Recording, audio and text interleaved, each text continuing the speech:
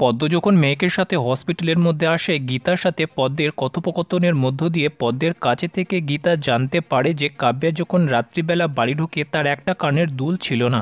গীতা আর একটা দুল পদ্মকে দেখালে পদ্ম বলে যে এমনিই দুলটা দেখতে ছিল, যেটা শুনে গীতার সন্দেহ আরও গভীর হয়ে যায়। আর যে ব্যাগটা নিয়ে কাব্যা বাড়ি ঢুকেছিল সেই ব্যাগটা চেক করার জন্য গীতা পদ্মকে বাড়িতে পাঠিয়ে দেয়।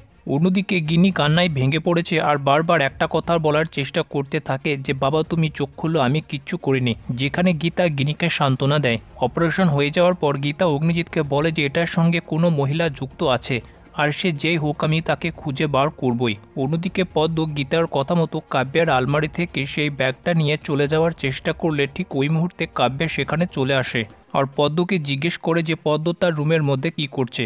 তারপর কাব্যা দেখে যে তার আলমারি খোলা আর পদ্ম ব্যাগ নিয়ে চলে যাওয়ার চেষ্টা করছে।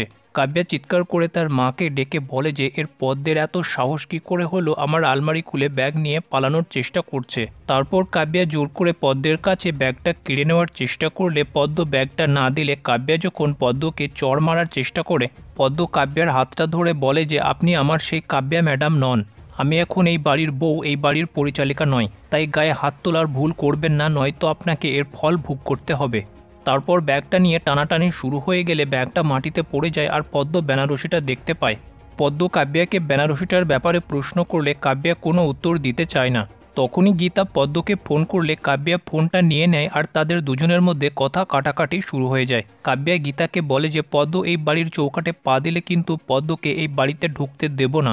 অন্যদিকে রতি আর কৃপান কাব্যার হাবভাব দেখে বুঝতে পারে না যে কাব্যা কি গন্ডগোল করে এসেছে।